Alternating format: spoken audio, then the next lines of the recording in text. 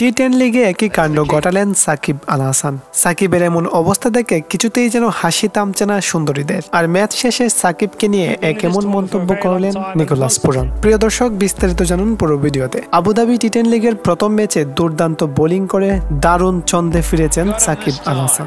কেননা মাত্র 10 ওভারের খেলায় 2 ওভার বল করে 2টি উইকেটস নিয়ে দিয়েছেন মাত্র 15 রান।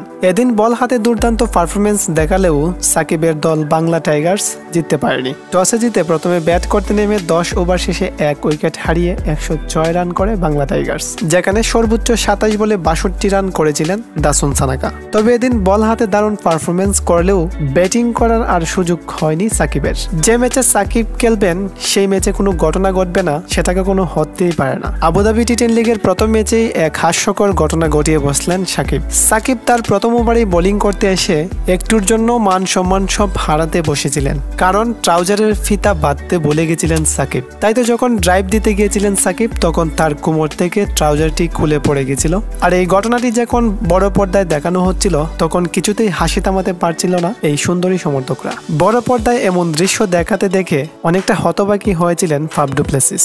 আর ওই সময় কিছুটা লজ্জাই পেয়েছিলেন সাকিব আল হাসান। এদিকে ম্যাচ শেষে সাকিবের বোলিং এর প্রশংসা করেছিলেন নিকোলাস পুরান। ওয়েস্ট ইন্ডিজের বিপক্ষে ওয়ানডে সিরিজ দিয়ে দলে ফিরবেন সাকিব আল হাসান। তো প্রিয় দর্শক, ওয়েস্ট ইন্ডিজের বিপক্ষে ওয়ানডে সিরিজে আপনি কাকে দেখতে চান, সাকিব আল হাসান নাকি তামিম ইকবাল? কমেন্টে জানিয়ে দেন। ধন্যবাদ।